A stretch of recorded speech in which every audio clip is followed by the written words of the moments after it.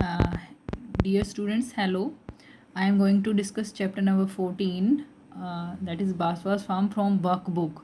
And question number 1, fill in the blanks. The onion crop is sowed in the month of dash. तो यहाँ जुलाई आएगा क्योंकि जो onion की क्रॉप है वो जुलाई मंथ में बोई जाती है. सोड मतलब बोई जाती है. Then an implement called dash is use to loosen the soil. ठीक है, तो खुंटी आंसर है कि एक ऐसा टूल, इम्प्लीमेंट का मतलब टूल है, टूल का यूज़ किया जाता है जो सोइल को लूज़ करने के काम आता है, तो वो खुंटी है. चैप्टर में हमने पढ़ा था Khunti. Dash also grow in the fields along with the crops.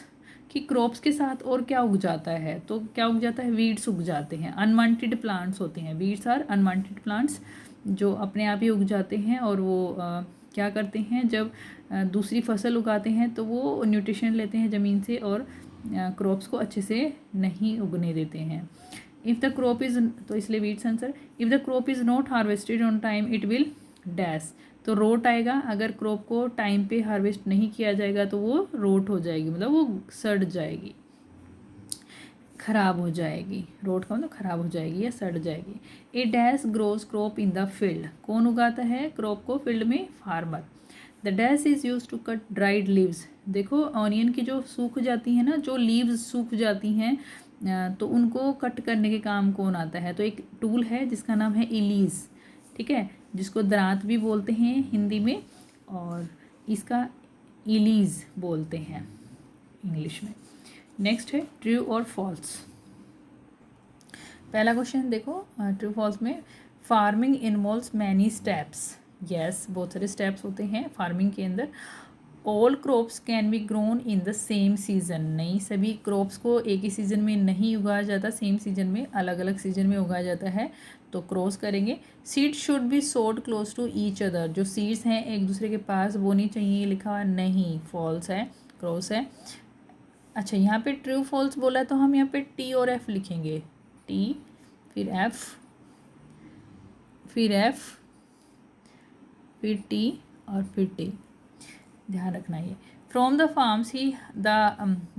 Farms the harvested crop goes to the mandi in the trucks. ठीक है, जो फार्म है, जब फसल को हार्वेस्ट कर लिया जाता है तो वो मंडी में जाती है, ट्रक्स में. यस, जाती है, तो राइट है, ट्रू है. Weeds should be remove from the fields. जो वीड्स हैं उनको रिमूव कर देना चाहिए फील्ड से. यस, बिल्कुल ठीक है, ट्रू है ये भी, क्योंकि नहीं तो वो फसल को नहीं अच्छे से उगने देंगे, फसल को न्यूट्रिएंट्स नहीं मिल पाएंगे ज़मीन से.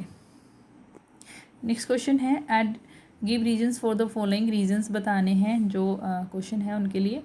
Adequate space should be left between seeds when they are sowed. कहता है एडिक्वेट का मतलब प्रॉपर, उचित. एक proper space should be left, एक प्रॉपर स्पेस छोड़ना चाहिए बिटवीन सीड्स. जो बीज बोते हैं ना ज़मीन में, तो उनके बीच बीच में जगह छोड़नी चाहिए, एक प्रॉपर स्पेस छोड़ना चाहिए व्हेन दे आर सोड, जब उनको बोया जाता है. तो ये क्वेश्चन है, मतलब इसका रीज़न हमें बताना कि क्यों ऐसा करना चाहिए, कि स्पेस क्यों छोड़ना चाहिए जगह जगह पे, मतलब बीच बीच में जैसे मान लो यहाँ सीड बोया तो फिर जगह छोड़ के यहाँ पे बोया. ऐसा नहीं करनी चाहिए कि यहाँ पे सीड है तो एक और सीड इसी के साथ में डाल दिया, एक और डाल दिया, ऐसे बहुत सारे सीड यहाँ पे डाल दी. नहीं, ऐसा नहीं करना चाहिए. जगह छोड़ के, स्पेस छोड़ के, प्रॉपर स्पेस छोड़ना चाहिए सीड्स के बीच में जब उनको बोया जाता है. ऐसा क्यों करना चाहिए? क्योंकि देखो, अगर एक साथ में सारे सीड हम बो देंगे, जगह नहीं छोड़ेंगे उनके लिए, तो क्या होगा, उनको अच्छे से सनलाइट नहीं मिल पाएगी, उनको पानी नहीं मिल पाएगा, न्यूट्रिशन जो न्यूट्रिएंट्स हैं वो नहीं मिल पाएंगे, और स्पेस, जगह भी नहीं मिल पाएगी ऊपर उठने के लिए. ठीक है, तो देखो, because if this is not done, अगर ऐसा नहीं किया जाएगा, स्पेस नहीं छोड़ा जाएगा, प्लांट्स माइट कम्पीट. जो प्लांट्स हैं वो कम्पीट कर सकते हैं, मतलब कंपटीशन कर सकते हैं. किसके लिए? फॉर फूड, जो खाना वो लेते हैं, मतलब न्यूट्रिएंट्स जो लेते हैं, water, sunlight, nutrition and space, इन सब के लिए वो कंपटीशन करेंगे एक ही जगह पे रह के. तो इसलिए उनको थोड़ा सा जगह छोड़ छोड़ के करना चाहिए ताकि उनको आसानी से ये चीज़ें मिल सके, सनलाइट वगैरह, न्यूट्रिशन वगैरह सब चीज़ें. The soil is dug before sowing seeds. जो सोइल है उसको खोदना चाहिए सीड बोने से पहले। डग का मतलब खोदना, ठीक है, बिल्कुल खोदना चाहिए।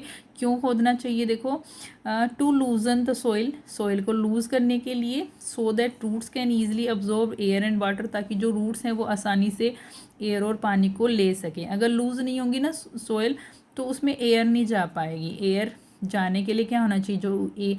जो सोइल है वो थोड़ी तो लूज़ होनी चाहिए, सॉफ्ट होनी चाहिए, नहीं तो एयर जो ऑक्सीजन है, कार्बन डाइऑक्साइड, वो नहीं जा पाएगी और पानी भी नहीं जा पाएगा, ठीक है, अगर हार्ड सोइल होगी तो। इसलिए थोड़ा उसको लूज़ करना पड़ता है। नेक्स्ट क्वेश्चन देखो, manure is added to the soil, जो मैन्योर है, खाद है, सोइल में ऐड की जाती है। क्यों की जाती है? Because manures increase fertility of the soil, क्योंकि जो मैन्योर हैं, खाद हैं, वो सोइल की फर्टिलिटी को बढ़ाते हैं, इसलिए वो ऐड करने चाहिए। Weed should be remove from the soil where crops grow, weeds को हटा देना चाहिए जहाँ पे सॉइल से, जहाँ पे क्रॉप्स उगाई जाती है। ऐसा क्यों करना चाहिए? क्योंकि आपको पता ही, हमने किया था डिस्कस कि जो वीड्स हैं वो अनवांटेड प्लांट्स होते हैं, इसलिए उनको निकाल देना चाहिए।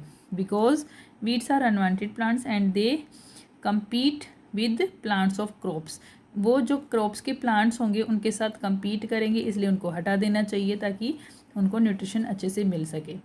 Crop should be harvested at the right time, जो क्रॉप्स है वो सही टाइम पे हार्वेस्ट करनी चाहिए, मतलब काटनी चाहिए। Because timely harvesting ensure good quality crop production and market value, क्योंकि सही टाइम पे अगर वो हार्वेस्ट की जाएगी ना, मतलब उसकी कटिंग की जाएगी, तो अच्छी क्वालिटी की क्रॉप प्रोडक्शन होगी और मार्केट वैल्यू भी अच्छी रहती है उस टाइम पे। क्योंकि अगर सही टाइम पे नहीं की जाएगी तो क्या होगा? ख़राब हो जाएगी क्रॉप्स, प्रोडक्शन अच्छा नहीं होगा, और उस टाइम जब वो काटी जाती तभी उसकी मार्केट वैल्यू भी होती है, ठीक है, इसलिए। नेक्स्ट है, देखिए, answer the following questions. How does the farmer know when to cut और हार्वेस्ट द ओनियन क्रॉप, कि फार्मर को कैसे पता चलता है कि ओनियन क्रॉप जो है वो कट करने लायक हो गई है या हार्वेस्ट करने के लायक हो गई है?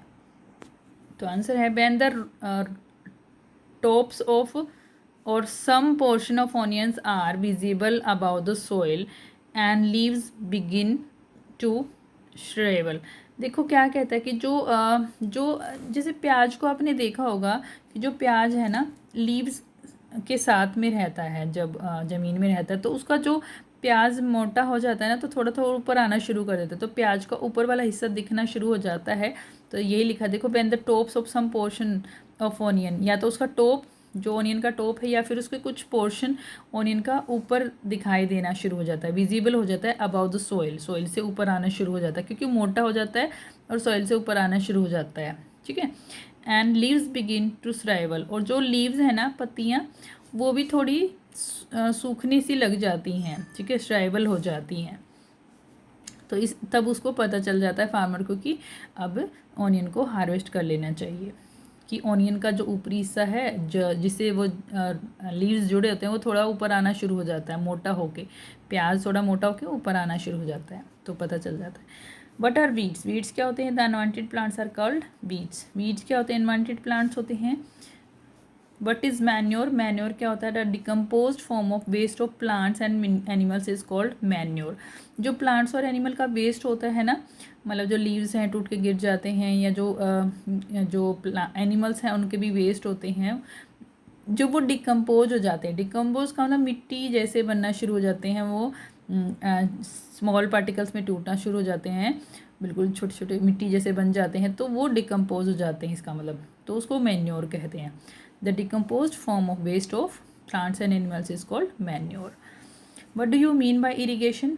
The watering of land by artificial means to foster plant growth, कि जो वाटरिंग हम करते हैं ना आर्टिफिशियल मीन्स के तरीक़ों से, आर्टिफिशियल तरीक़ों से प्लांट की ग्रोथ को बढ़ाने के लिए, उसको हम कहते हैं इरीगेशन, मतलब सिंचाई करना, वाटरिंग करना, ठीक है। एक तो होता है रेन के द्वारा अपने आप पानी आ जाता है फील्ड में, लेकिन यहाँ रेन के द्वारा नहीं आ रहा, बारिश से नहीं आ रहा, वो इरिगेशन कर रहे हैं आर्टिफिशियल मीन से, मतलब जो पंप होते हैं उनसे, या फिर रिवर्स की हेल्प से पानी लेकर आते हैं, तो वो है इरिगेशन। कैनाल्स बनाई जाती हैं इरिगेशन के लिए, तो कैनाल्स की हेल्प से या फिर वाटर पंप्स की हेल्प से पानी की पानी दिया जाता है खेतों में, उसको कहते हैं irrigation. Watering of land by artificial mean, artificial क्यों कह रहे हैं? क्योंकि रेन से, बारिश से नहीं हो रहा है, ये आर्टिफिशियल तरीक़ों से किया जा रहा है, मतलब जो ह्यूमन बींग है वो कुछ तरीके अपना रहे हैं पानी को खेतों तक पहुंचाने के। नेक्स्ट है right the steps involve in the journey of onion crop from the time it is sold to the mandi, कि वो स्टेप्स लिखने हैं कि जब ऑनियन को उगाया गया था उससे लेकर जब ऑनियन को बोया जाता है, सोड का मतलब बोया जाता है, तब से लेकर जब तक वो मंडी में नहीं जाता है। तो सबसे पहला स्टेप क्या देखो, प्रिपरेशन ऑफ सॉइल, सबसे पहले सॉइल को प्रिपेयर किया जाता है, फिर सोइंग द सीड्स को बोया जाता है, adding manures and fertilizers, manure और फर्टिलाइजर्स ऐड किए जाते हैं, इरिगेशन मतलब पानी डाला जाता है, सिंचाई की जाती है, that is watering the plants, removal of weeds जो अनवांटेड प्लांट्स उनको निकाला जाता है, उसके बाद हार्वेस्टिंग की जाती है, मतलब उनकी जब वो रेडी हो जाते हैं तो हार्वेस्ट कर लिया जाता है, मतलब कट कर लिया जाता है, निकाल लिया जाता है ज़मीन से। जैसे ऑनियन को हम कट नहीं करते ज़मीन में ही, उनको ज़मीन से निकाल लिया जाता है, तो उसको भी हार्वेस्टिंग बोलेंगे। देन